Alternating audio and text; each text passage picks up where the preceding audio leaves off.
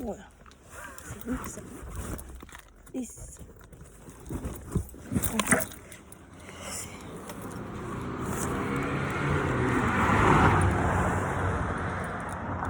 Je crois pas qu'il roule à 50 km.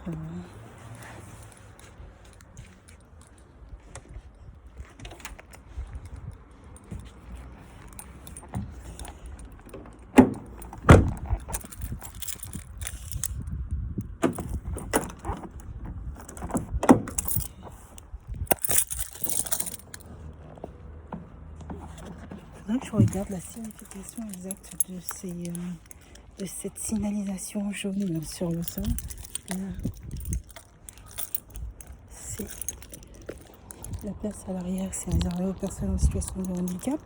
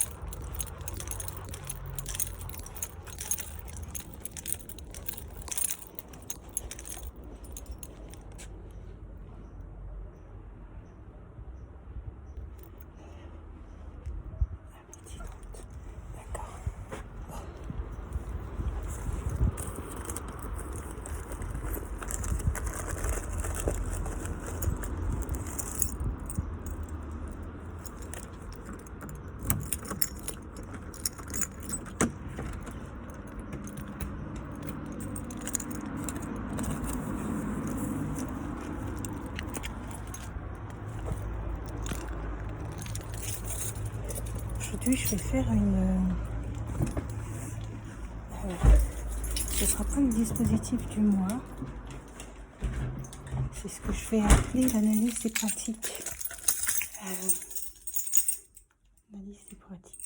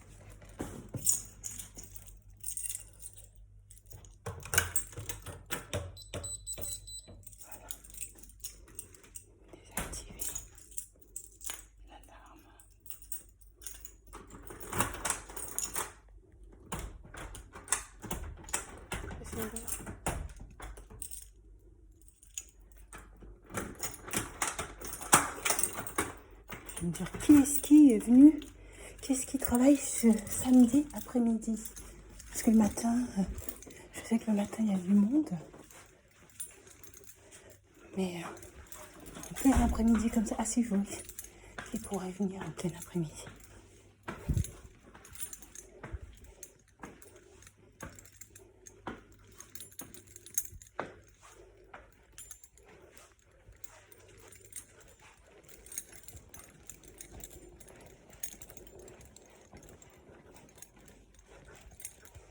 Courir, trier.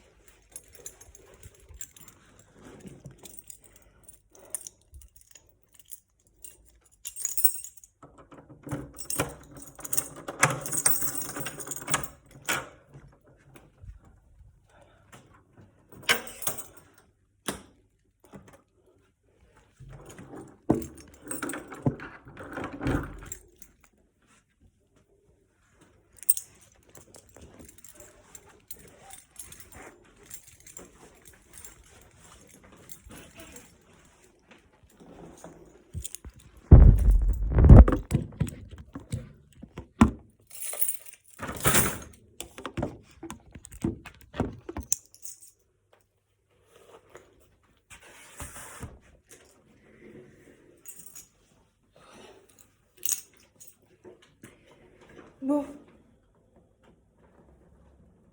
Je mets ma bouteille d'eau. J'ai laissé ma bouteille d'eau dans la voiture.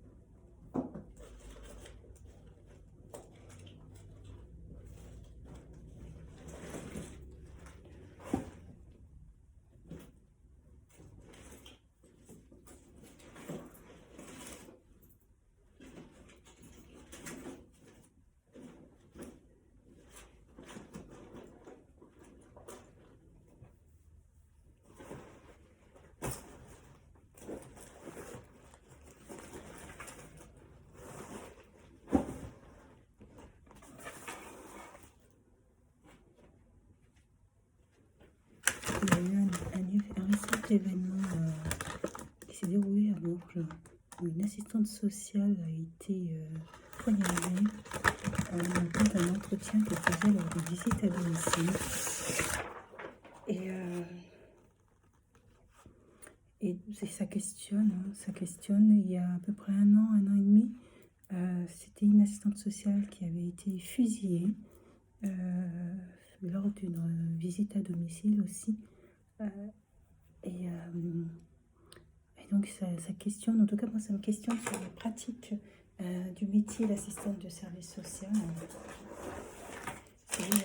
et sur est-ce que finalement elles sont écoutées ou pas. Là où je me questionne, c'est est-ce que cette assistante de service social avait signalé, avait éventuellement repéré qu'il y avait un déséquilibre psychique chez cet homme qui faisait qu'il était potentiellement plus dangereux.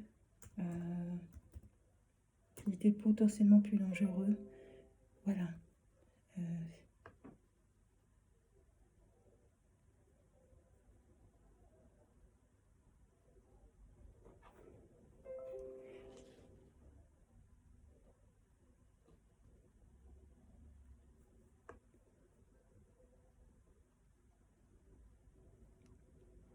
Et ça questionne. Et ça questionne, je pense que pour un bon nombre d'assistantes de service social, je pense à celles qui sont en institution tout particulièrement. Parce qu'en fait, quand on est en libéral, la question ne se pose pas. C'est pour ça que moi, personnellement, je trouve que c'est quand on est, c'est normal d'avoir, c'est une forme de prime de risque pour des assistantes sociales qui travaillent auprès d'un public dont le niveau potentiel de dangerosité ou d'inconnu est très très élevé. Très élevé, je trouve ça normal. Je trouve ça normal de comment dire ça, de ne pas facturer pareil et que le facteur risque soit pris en compte. Ça me semble tout à fait normal.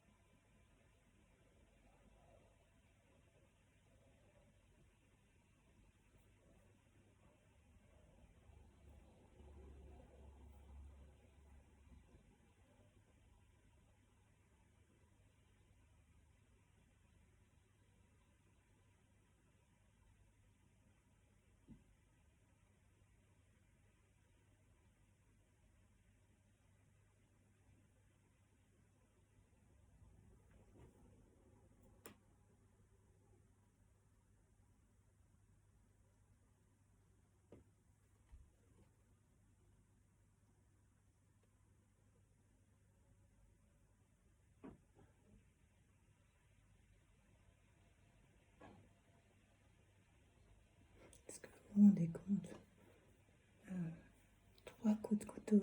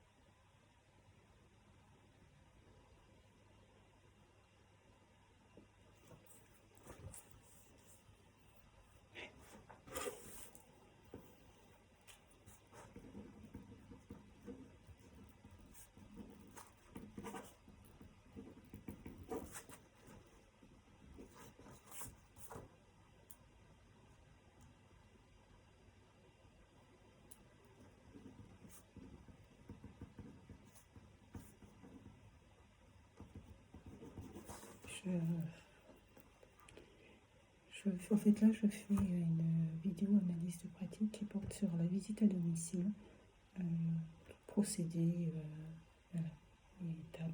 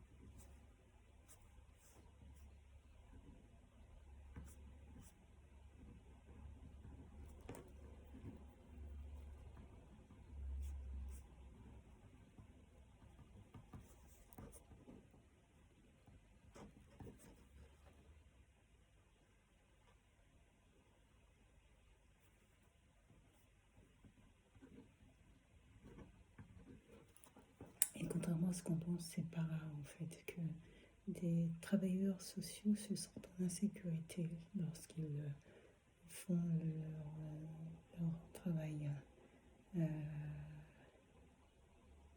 Ça pose la question de la compréhension du cadre ou de l'institution et par rapport au positionnement de l'assistante sociale qui elle-même évalue l'opportunité ou pas de faire une visite au domicile de la personne.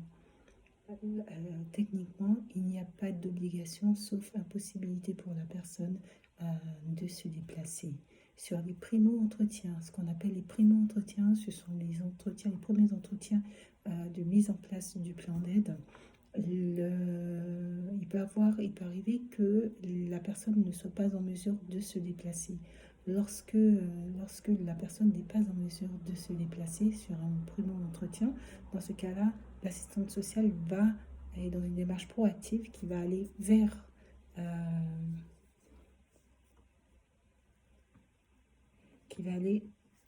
le patient ou l'assuré social. À savoir que c'est pas du tout le même contexte de faire une visite à domicile. Avantage de faire une visite à domicile. C'est-à-dire que là, on est dans une démarche proactive. On va vers la personne accepte de nous accueillir, accepte de nous laisser entrer dans son intérieur, dans son domicile. Là, dans cette situation, il s'agit d'une femme.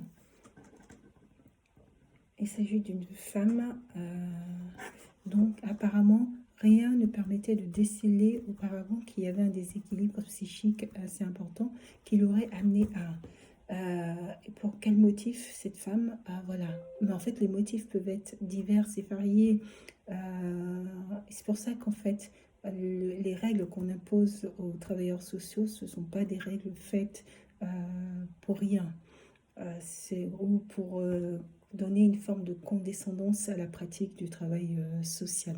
Ce sont des règles aussi qui permettent aussi de protéger le travailleur ou la travailleuse sociale dans l'exercice de ses fonctions. Car sans ces éléments-là, l'imbrication du professionnel et du personnel pourrait amener des situations beaucoup plus compliquées, beaucoup plus complexes que cela. Et notamment sur des publics atteints de psychose. Elles sont courageuses. Moi, je le dis, je le redis, elles sont courageuses. Pour en plus avoir étudié la question de la prise en charge de la maladie psychotique en particulier, le caractère aléatoire de la prise en charge et les risques qui peuvent survenir sont très très importants. Il peut arriver des situations où des personnes rentrent, vont visiter à domicile et ne reviennent pas de leur visite à domicile. Parce qu'elles vont arriver dans une période de crise. Parce que le patient n'a pas pris son traitement. Et tous ces éléments concomitants vont conduire à une situation de danger direct, hétéro-agressivité à l'encontre du travailleur, de la travailleuse sociale. Lorsque la travailleuse sociale, et quand c'est des primo-entretiens, le primo-entretien, ça laisse une part d'aléatoire. On ne sait pas ce qu'on va trouver sur du primo-entretien. Lorsque c'est des entretiens de suivi, normalement, on est censé avoir déjà quelques éléments de compréhension de la situation de la personne, mais on n'a pas les éléments d'ordre psychique de la personne. Et ça peut ne même pas être une question de psychisme, ça peut être une crise spontanée, un délire que va avoir la personne au moment même où... Lorsqu'on arrive en visite de domicile, il y a des préalables. Et un des préalables, c'est de savoir s'il y a des animaux présents dans le logement. Animaux présents. Les codes d'accès.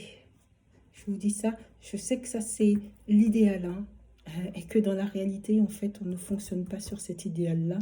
Souvent, on y va et puis à la dernière minute, on appelle, mais c'est toujours bien d'avoir quand même une forme de fiche de procédure où on tend à aller vers ce type de fonctionnement. Il faut les codes d'accès, il faut savoir s'il y a des animaux présents, il faut savoir s'il y a des tiers personnes présentes, tiers personnes de présents. Et moi, je pense que sur des primo-entretiens, s'il y a une possibilité d'y aller, en fait, il faudrait faire un primo-entretien téléphonique et recueillir qui sont les intervenants au préalable dans la situation de la personne.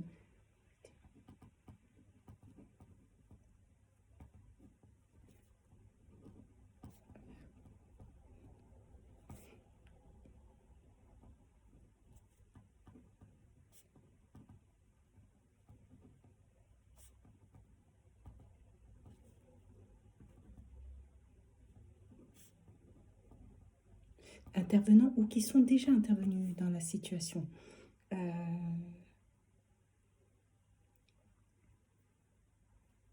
Parce que ça va donner des éléments et possibilité de faire une visite conjointe, de faire une visite conjointe. Ça, je le tire de mon expérience en travail social, en milieu, en institution, ce qui ne correspond pas du tout au travail social libéral, je le précise, mais correspond plutôt au fonctionnement qui devrait être mis en place dans du travail social institutionnel. Euh,